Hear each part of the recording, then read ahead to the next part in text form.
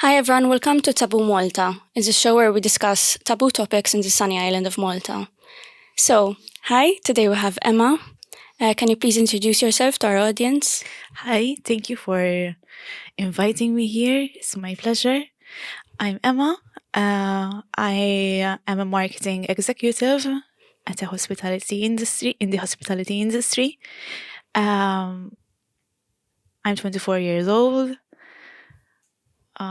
What else can I say? You were at uni, you told me. Yes, I graduated in 2019. Mhm. It's been a while. I miss uni life. So you're getting a bit of nostalgia here today at Campus FM. Yeah. Yes. I enjoy taking a small walk around the campus and reminiscing the good old days. And you've got some art projects, right, going on at the moment? Yes, I got an exhibition. It's a collective one. It's Groundwaters. Okay. Basically, I showcase my rape sketchbooks, sketches that I did alone in my dark space. In your comfort zone. In my comfort zone. Yeah. That must be very cathartic to let it all out. Yes, yes. So, now that you mentioned rape, could you go over your rape experience, please? Yes. Well, let me start from the beginning because it's kind of a whole story. I was in Mount Carmel several times, and in Mount Carmel you have it's a whole system. So there are levels, and basically being on a level means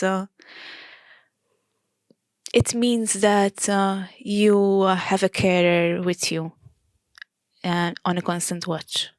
So basically I was on level, and during the night I had a constant watch carer as well. It happens to be that I had this particular carer, and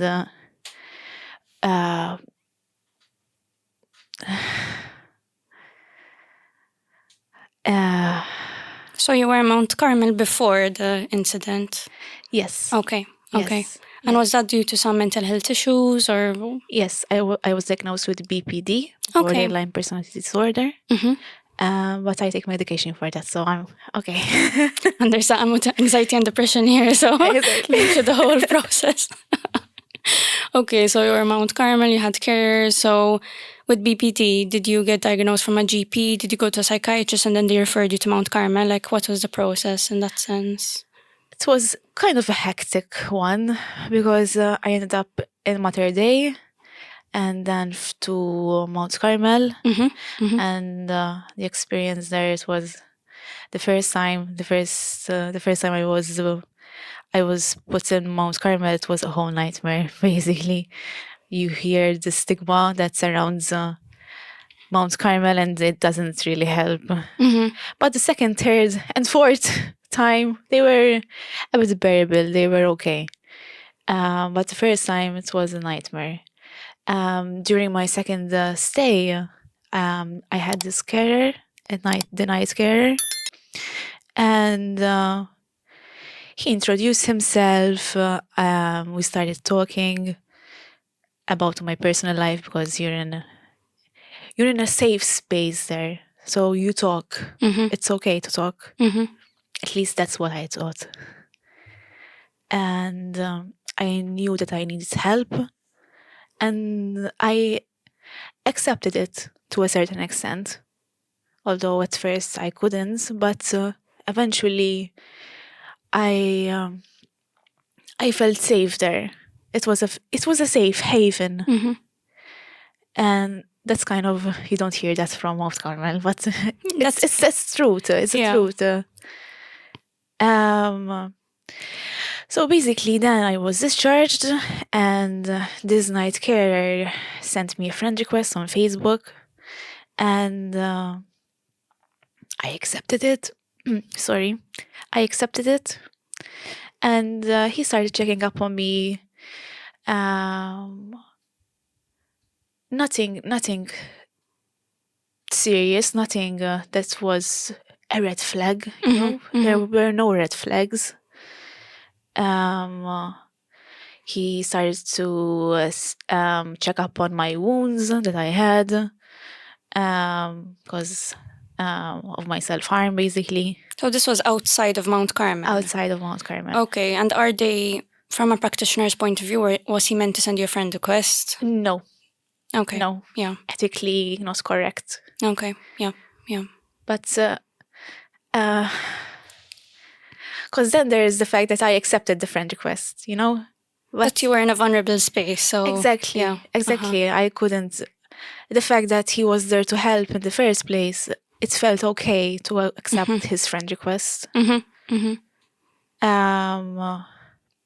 So fast forward, then he wanted to check up on my wounds. I didn't want to, but he kept insisting, and he put me in a position where I couldn't say no any longer. He even used the help, the carer help situation level that he had against me. And he ended up at my home. It's a long story. He ended up at my home, and he raped me.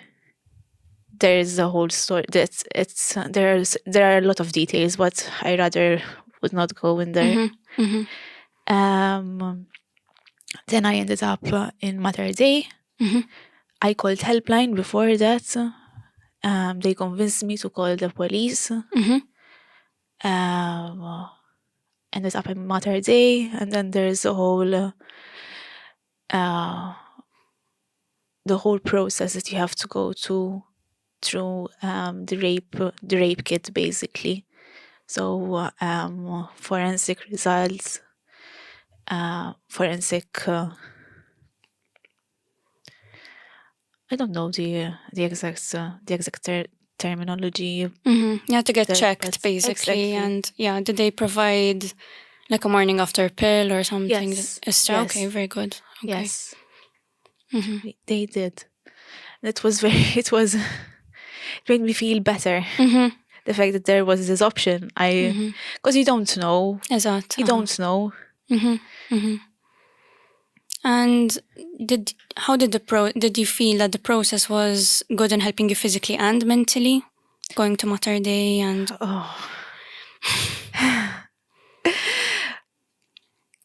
It was very tiring.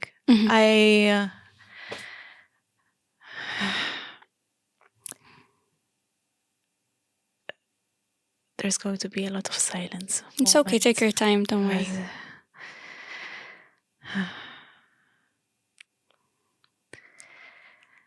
I felt like I was floating. I was not in a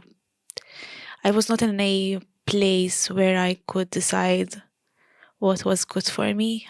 I thought at this moment that reporting it to the police was the correct thing to do. I still believe that. How old were you, if you don't mind me asking? It happened last April. Wow, okay. So I was 23. Okay. 23 years old. It's been exactly 7 months. Wow, okay. And 2 days.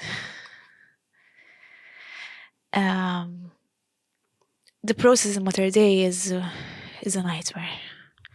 There are people, there is the normal life happening for other people, and you're just thrown there, and you have to appear as if, you know, you have your own normal life.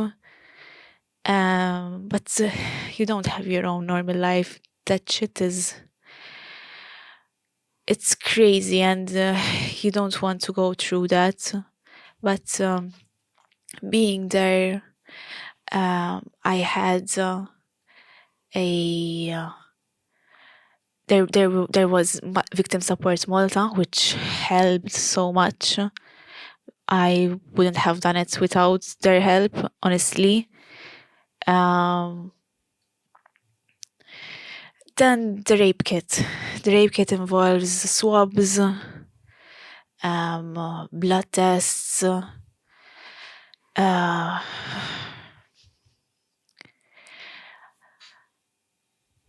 Was this quite invasive for you? So going through the whole Yes. rape kit, for example, like it's different from going to the gynae for, because it's something Yes. that it's not consensual at the end of the day, Yes. Yeah. It was a shock because you're in this vulnerable space. You feel vulnerable. Your body has already been tempered once, but then you have to you have to let other people tamper with your body once again, but this time for the right reasons. Your body becomes a crime scene.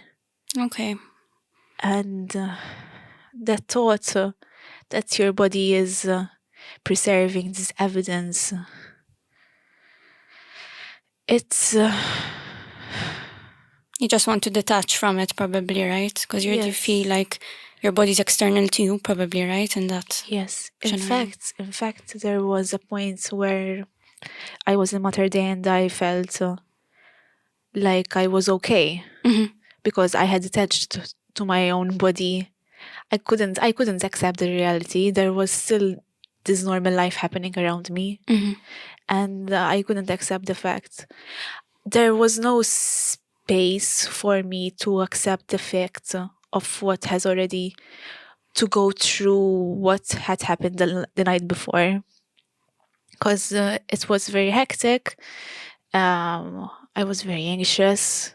I was very scared in Mater Dei. Did you go alone or did your friends or family come with you? What was the At support? this point, only my HR knew. In Lalo, okay. Yes. Of yes. work. You actually opened up to Yes. HR of work. Okay. Yes, because she was concerned about me not going not showing up to work, basically. So Okay. that's why she happened to be the first person that knew. Because then even texting your friends, hey, I was raped, I'm in Mater Dei, no one wants to receive that text. Must have been very difficult for you, yeah, to come to terms with the stigma, like you're saying, Yes. because then you're labeled. Yes, because you have to be strong for other people now.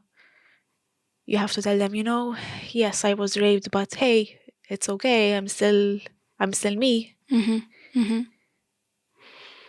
And was there any victim blaming when the process happened, or did you get any blame for your mental health, for example, because you're in a vulnerable position, or no, none of that happened? The fact that I was in Mount Carmel, I had to break 2 stigmas here. Yeah.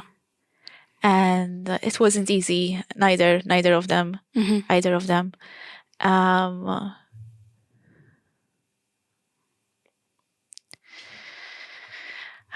This is harder than I thought. It's okay, don't worry.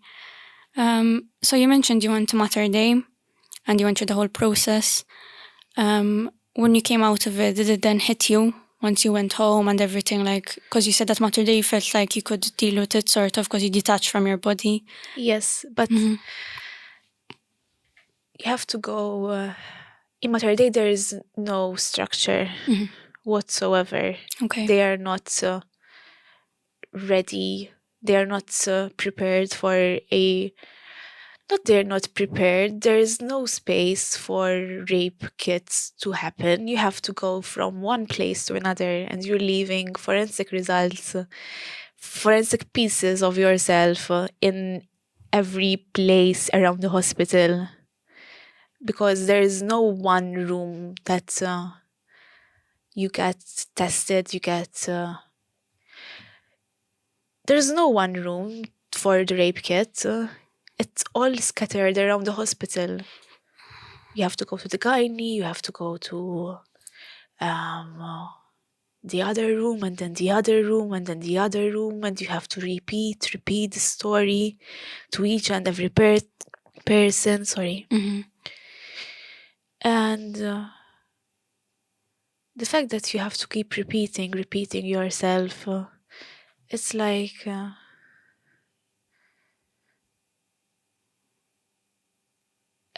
at a point your story just becomes you will become the narrator.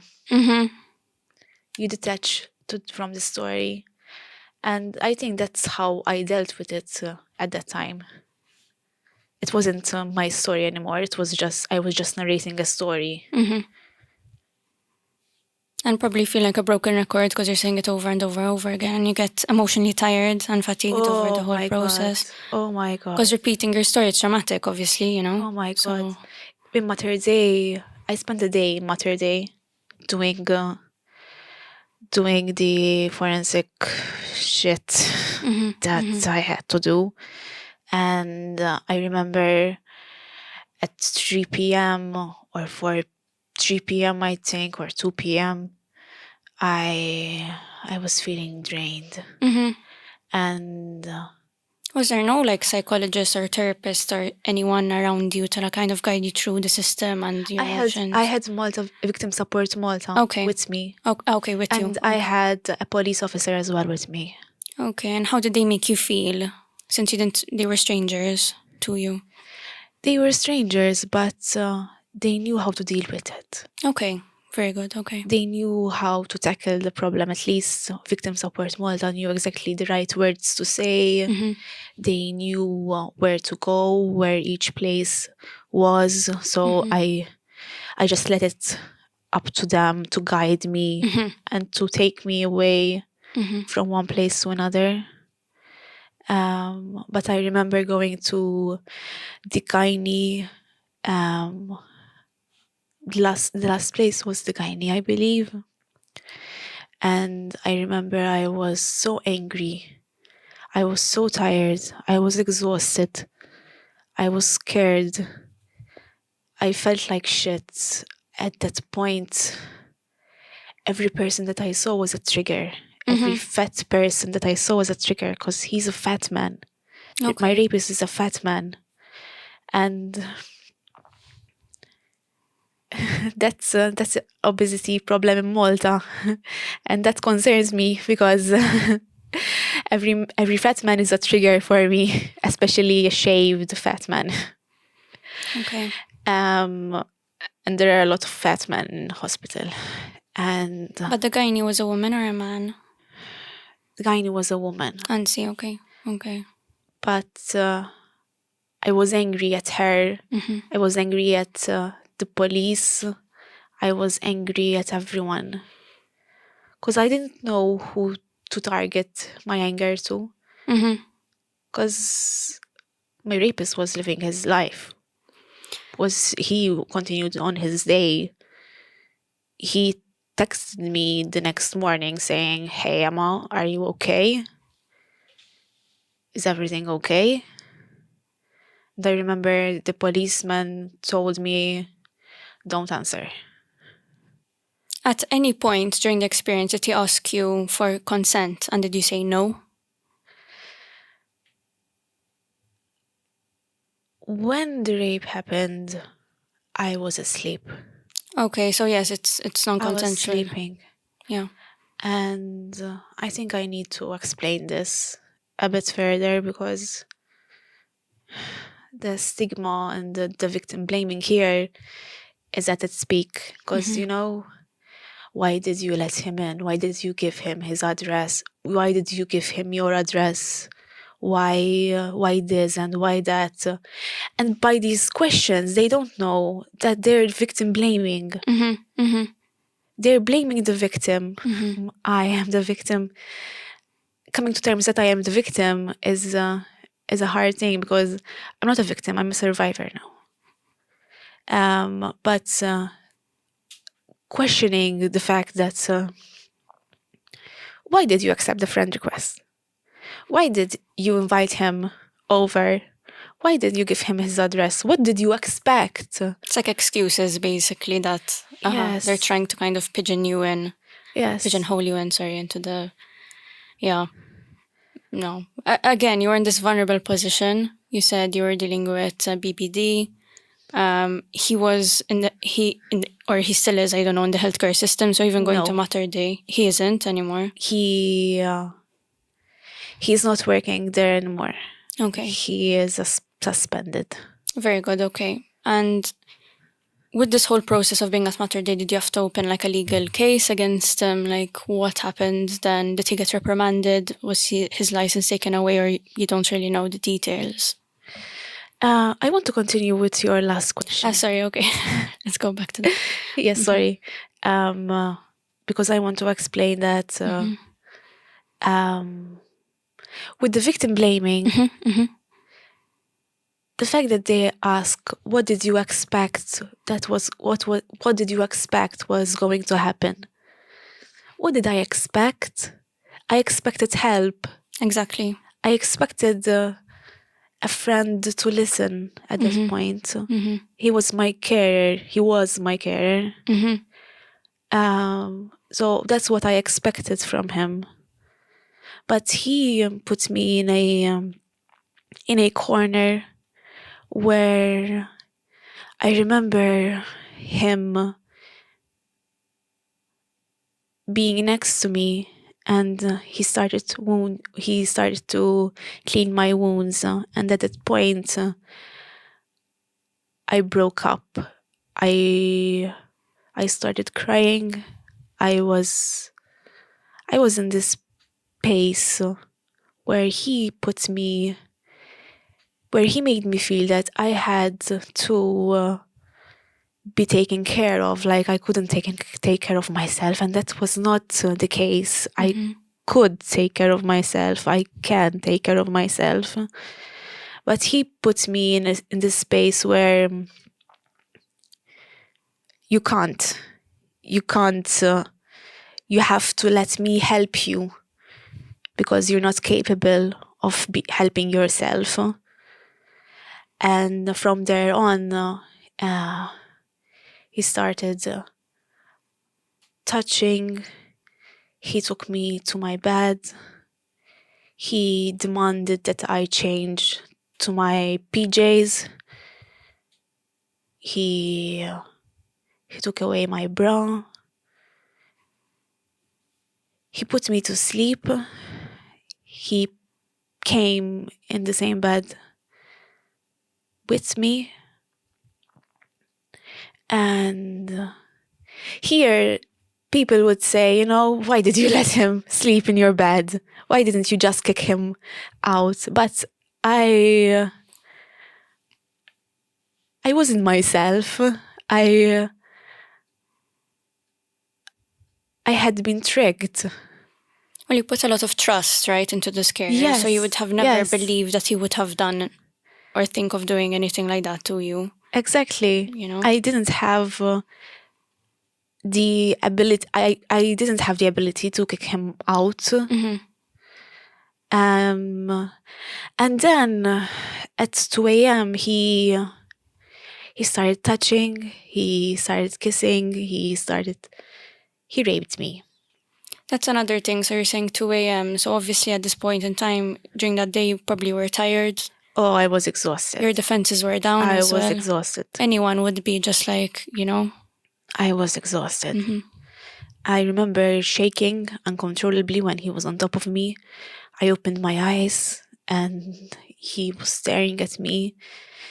And there was this eye contact that at that point I knew that this wasn't his first time.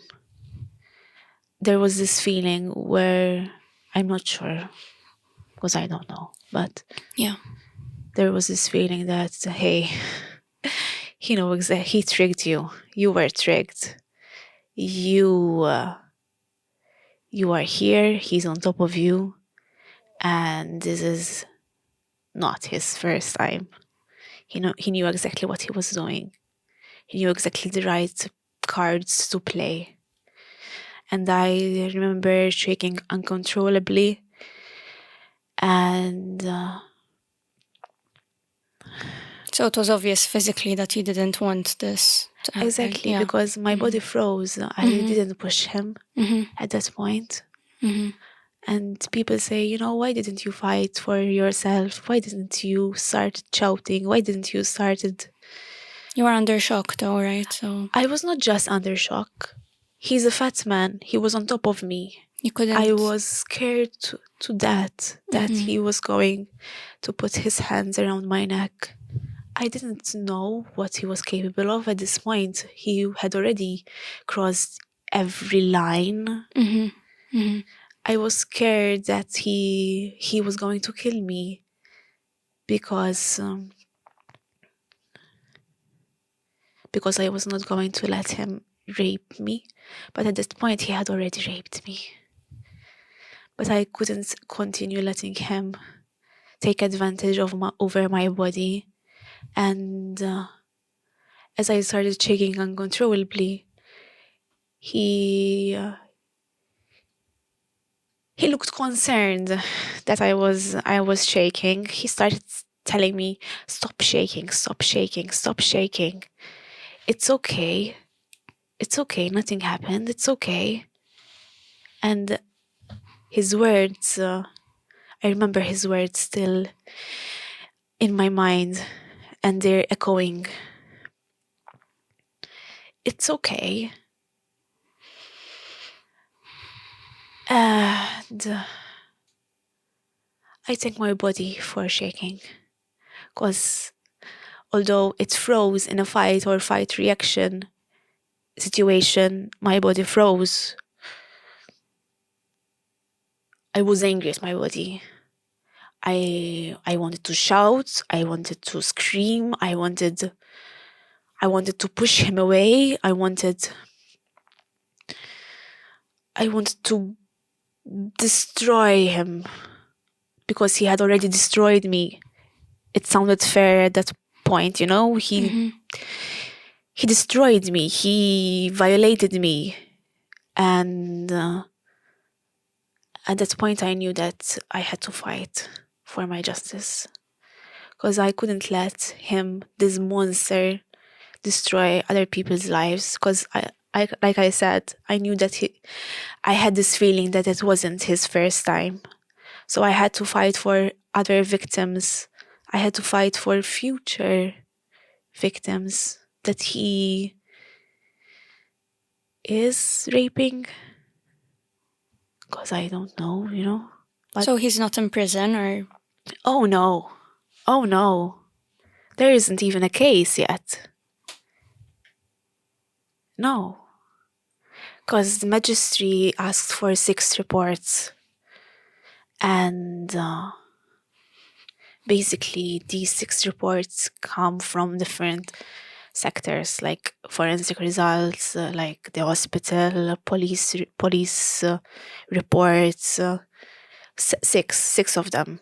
And so far, my lawyer told me that there are 2 reports yet to be submitted.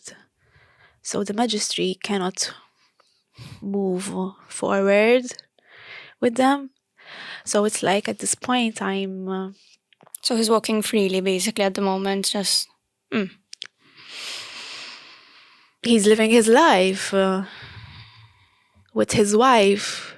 He's married? He is married.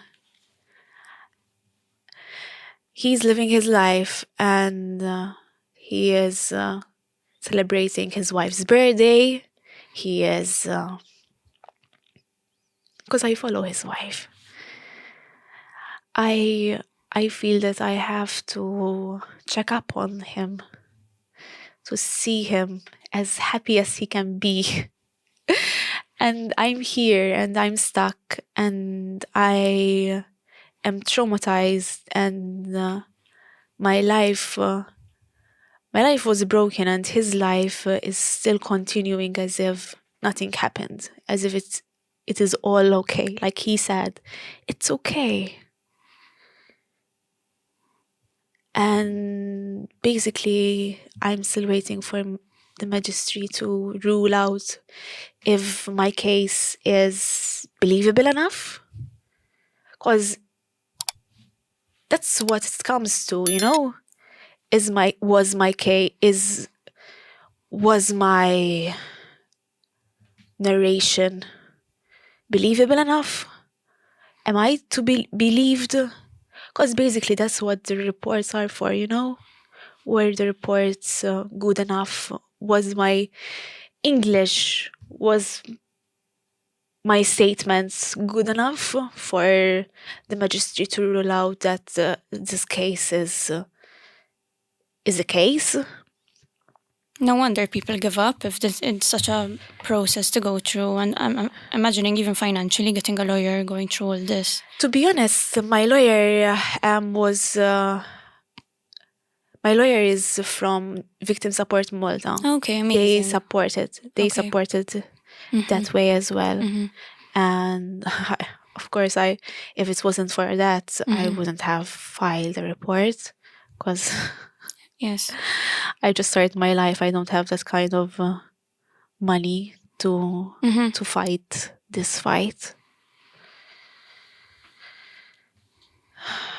it seems like it's quite an uphill battle to first obviously go through it, but then to convince the state and everyone around you that yes, it happened. So you feel probably that you start doubting yourself, probably, right? With everybody, if they keep on asking you questions and people doubting you and victim blaming. Even the questions that they ask during the statement, they ask, but did you fight for yourself?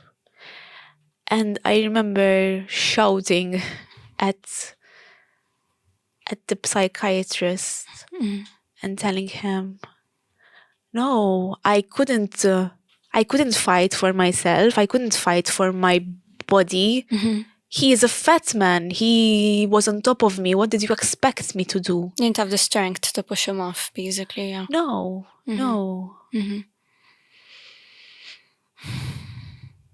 So you said it's been 7 months since it happened. Nothing has happened. The law courts, this guy is just walking around with his wife, pretending everything is happy and jolly, and probably, like you said, other victims, I don't know who else he was caring for, are probably at risk, if they even dare to speak up, because like you're saying, it's a whole process.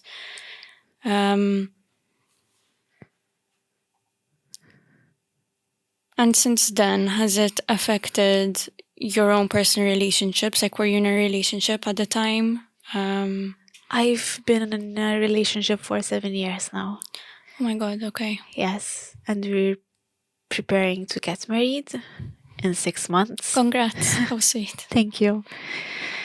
And I remember the first few days after the rape, I can say that they were the hardest, but it hasn't got any easier. But I remember texting. I remember being at Mother Day and texting my boyfriend, my fiance, I can say that, that I have been raped and I am okay. Because you don't want him to think that you're broken. You don't want him to think that you're not doing okay. You have to be strong for other people around you. Because, you feel like a broken mirror, and the broken parts, you don't want to hurt other people with your broken parts.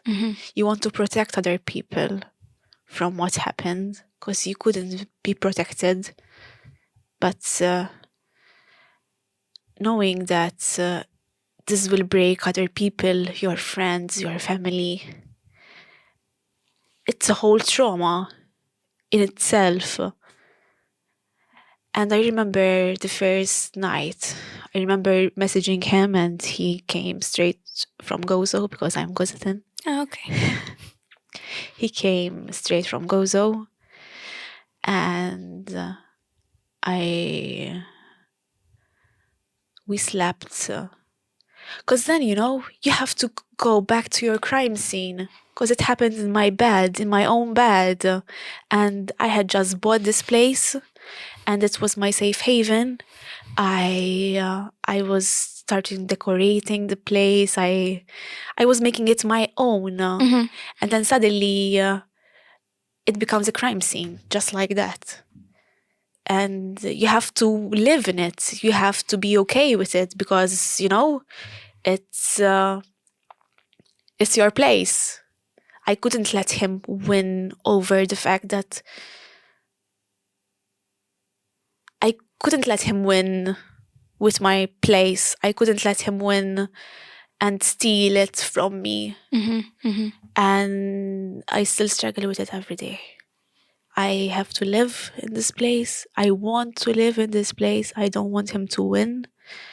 And it's a battle each and every day. And I remember the first night sleeping on the carpet with my boyfriend, and second night the same, third day the same.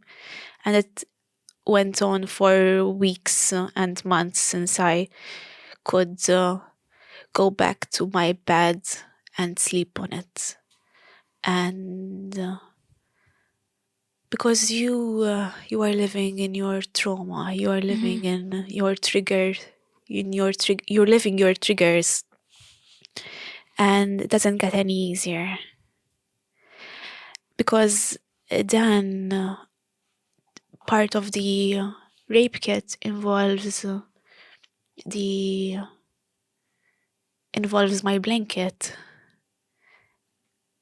The forensic police had to come over, and they took away my blankets, and I remember them taking photos of the crime scene.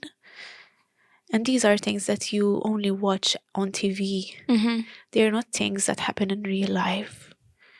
No one prepares you for these kind of things. No one prepares you the aftermath of being raped, of filing a police report.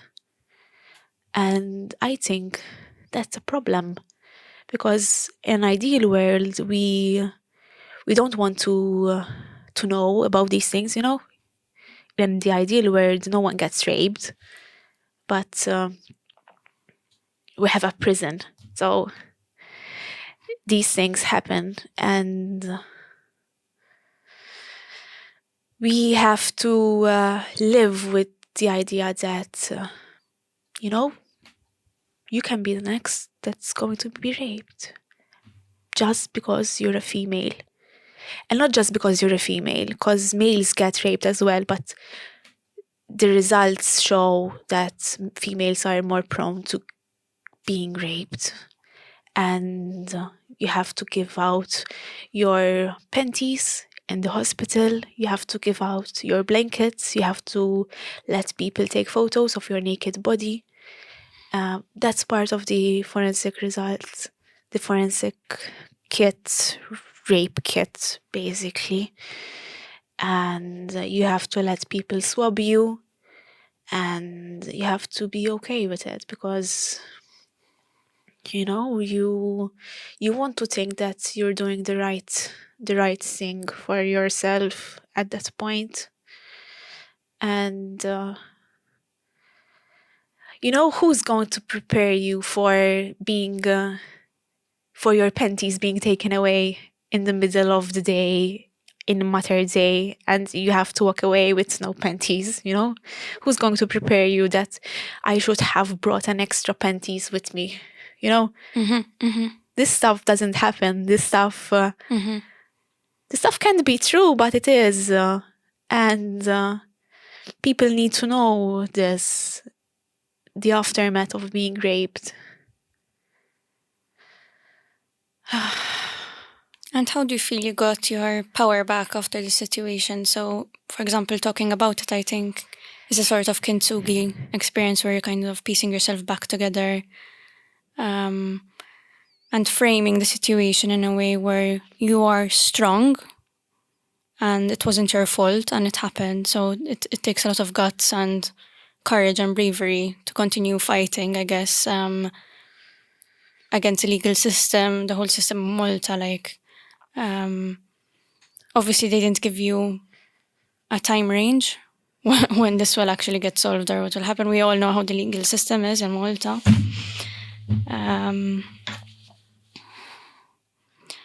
How do you think we can prepare people, women in general, anyone who's vulnerable for situations like this? Like, what do you wish you could have told yourself back then, or some resources that you could have had, or nothing would have prepared you for this? There are a lot of topics that you mentioned here. Yeah. The first thing that I want to say to your question is you can't prepare anyone for these kind of things. And the truth is, like I said, it can be you that it can be anyone that can be raped in any second, because the question that I mentioned earlier on about the victimizing people, like in particular, what did you expect what was going to happen? What did you expect was going to happen? But you don't accept to being raped. You don't wake up thinking, today I'm going to be raped. Today you don't expect going on a bus and being raped. You don't expect going anywhere and being raped. But these monsters exist within us, within our community.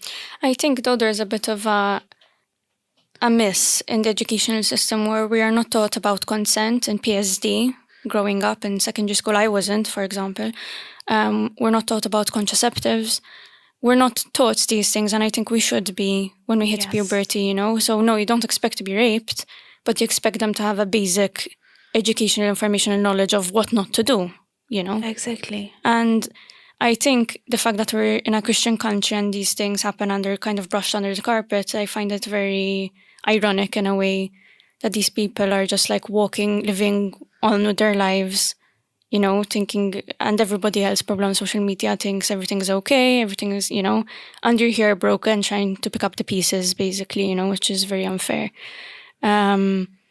So yes, I do believe, like you're saying, like you said before, there should be, for example, at Mater Day, one centralized place so they don't have to take you all around the hospital, that they actually, when you phone or whatever, they prepare you, so they have, like, for example, another pair of underwear for you if they know, Exactly. They have a bit of a calm room. Because even the people, even the nurses at Mater Day, they know how to take a rape kit, but they don't know how to deal with a raped person.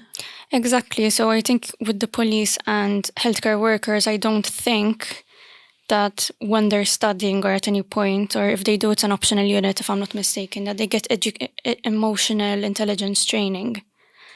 So, which I think is very, very important. You're not a piece of meat, Exactly.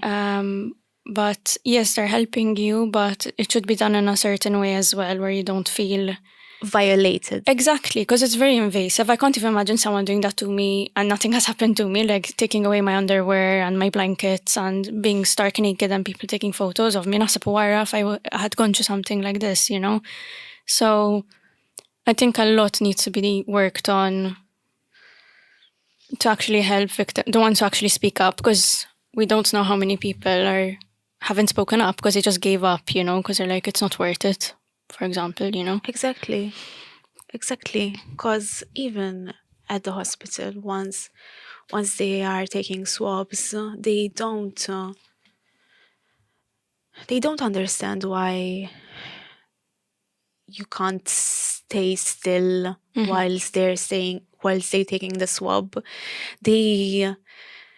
I remember the nurses being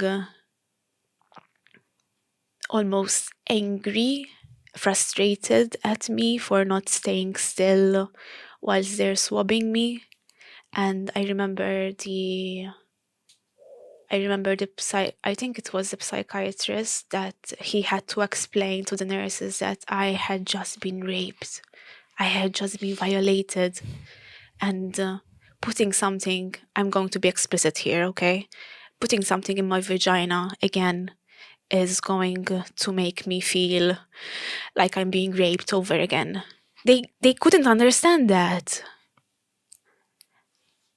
And I remember them asking, do you want us to swab you? Do you want us to continue with the police report? And I couldn't say no at that point because I have already been through so much that there was I didn't feel like that was an option for me to stop there and then.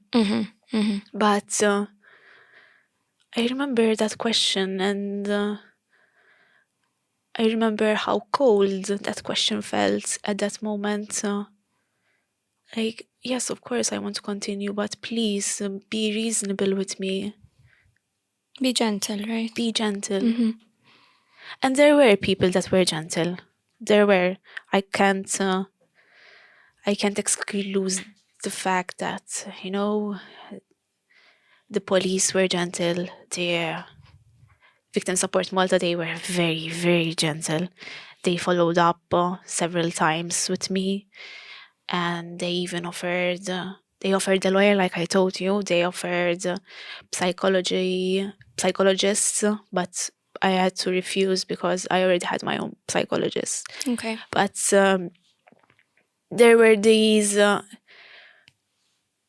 There is a system, but we need to update that system now.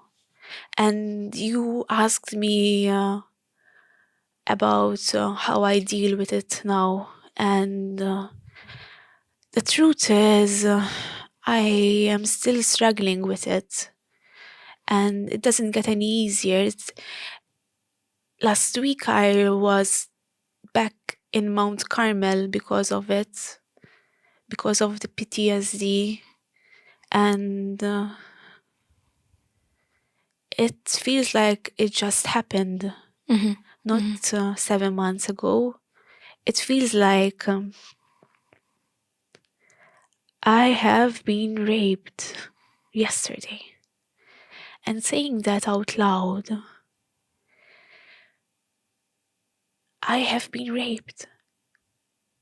And you don't want it to be your reality. You don't want to live in a world where you were raped. And at a point, you don't want to live in a world in your life. You don't want to. You want to get away from your body. You want to, whatever that might call for, Because I was suicidal. I was depressed. I was suffering from anxiety. I am taking medication. I have to take medication. I had to increase my medication because of the PTSD. Because I was already taking medication before. And has the medication helped? Because for a lot of people, it's like there's this huge stigma around it, but it helps you function. Oh yes, there's a huge stigma. There's a huge stigma around it because I've got friends telling me, you're better off without the medication, and I am like, hey, you're not living my life. You don't know that. But it has helped. It is helping. It is helping. And I'm thankful for the medication. I'm thankful for the psychiatrist that I have. I'm shaking. I'm shaking. I need to shake it out. Shake it out. I need to shake it out. Because it doesn't get any easier than this. I'm so proud of you for being strong and for speaking up and being so honest about everything. It's a journey, right? So there isn't going to be a cut-off time. No, and even being in Mount Carmel again. I've been in Mount Carmel 4 times. 2 times before the rape, 2 times after the rape. And 2 times after the rape, I was there because of the rape. Because I couldn't accept the fact that I couldn't I had a lot of panic attacks, and I still experience them. And it also must have been triggering for you to go back to the place where your Exactly. abuser used to work, you know? Exactly. To get help again. So, you know. Yes, but I also still feel safe there. Okay, very good. Okay. I still feel safe because, yes, there's one bad fish in the system. At least I hope there's only one bad fish in the system. That you know of. That I know of. I hope there's no more.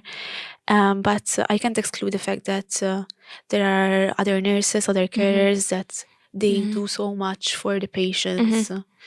And we hear that Mount Carmel is a very bad and haunting place, but the people there, they make it feel like home. I don't want to romanticize the fact that you're in Mount Carmel, because there's no romanticizing. I can't romanticize that. But nurses help. Nurses make you feel safe, and they do their utmost to fight with the stigma every single day. And they do a good job with that. They really do. And I can't say that Mount Carmel is... because Mount Carmel is not the place where I was raped in. And I need to say that out loud, because a lot of people misquote me with that. Mount Carmel is not the place where I was raped in. It's where my career worked, yes, and where I got to know about him. But still, I don't regret going to Mount Carmel again, because this is the other stigma that we need to talk about now. Because getting help, there's nothing wrong with getting help. It's okay. It is really okay to get the help that you need. Whatever that might be, if you need medication, if you need to be inpatient in Mount Carmel, if you need to go to your psychologist every other week, whatever that is, because we do try and fight the stigma, but in reality then you get labeled crazy. You get labeled tafrankuni. You get labeled mijnoon. And it's like contradicting ourselves. We are contradicting ourselves with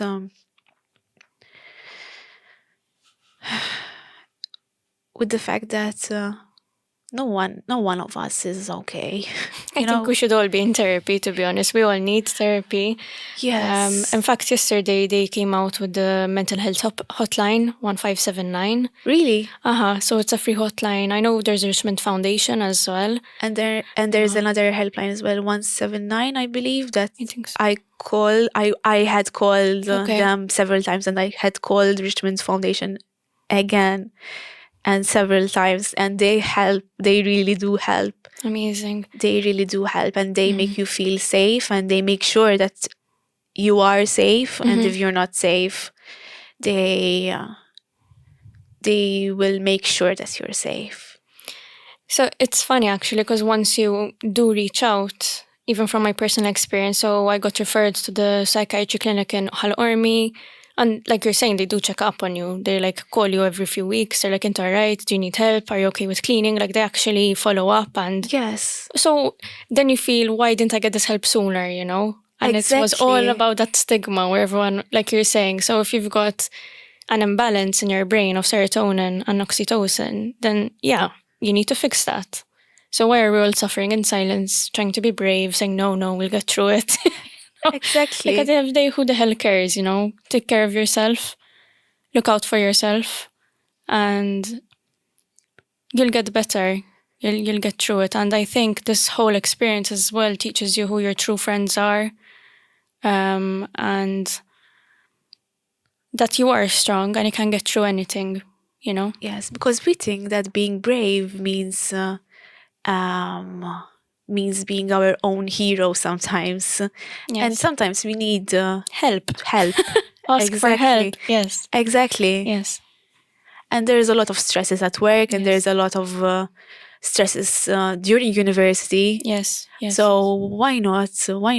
Sometimes we just need to talk it out with someone professional, and it's okay. Mm-hmm. It's okay. Yeah. It really is okay. Mm-hmm. Thank you. So to finish this off, are there any final remarks you'd like to say to the audience, or anything that you're working on? Have you got an exhibition coming up, or? I've got a gala exhibition that's coming up. Okay. Yes. And when is that going to be? Next week. Okay, quite soon. Okay. Okay, all right. Yes, because drawing helps me. Yes. Mm-hmm. Sketching helps me a lot. It's part of how I deal with my trauma. Mm-hmm. Mm-hmm. And I truly recommend everyone, because art therapy is the real thing. Mm-hmm.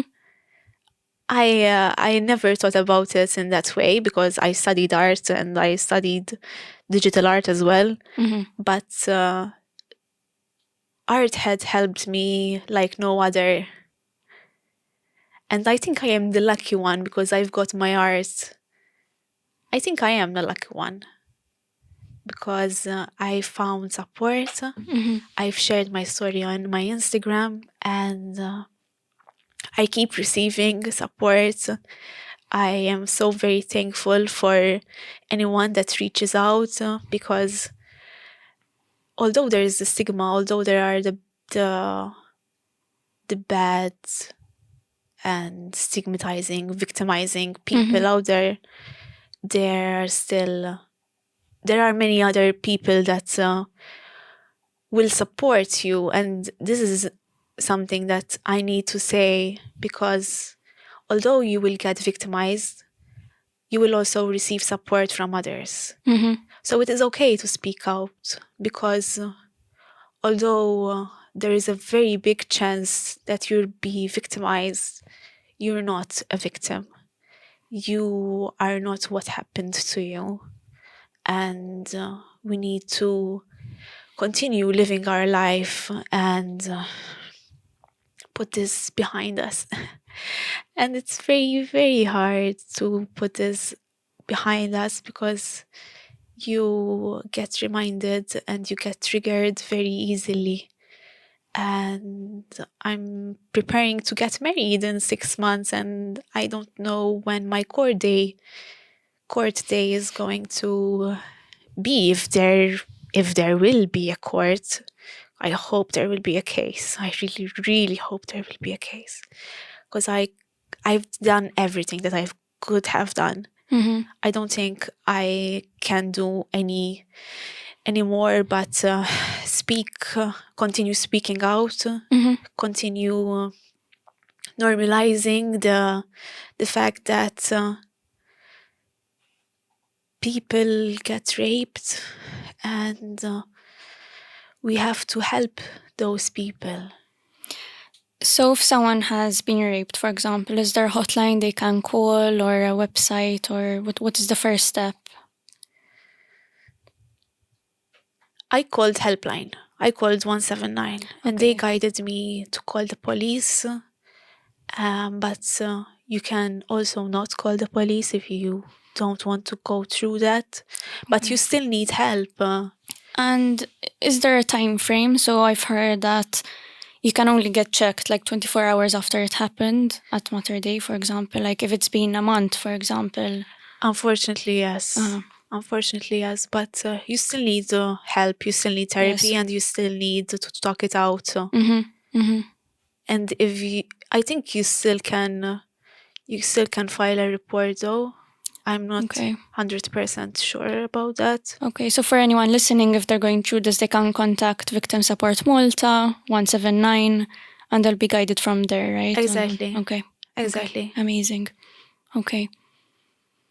All right. Thank you for coming today. Thank you. I really admire you. Even though you've been through so much, you've managed to come out of it strong, and you're still going on with everything in your life. I still have my struggles. Like I said last week, I was in Mount Carmel for a week. So And that's okay. yes. It's okay. Yes. There are... It's never going to be rainbows and butterflies, right? We're going to have our days. Recovery is not a straight line. Exactly. Yes. That's it. Okay. Thank you.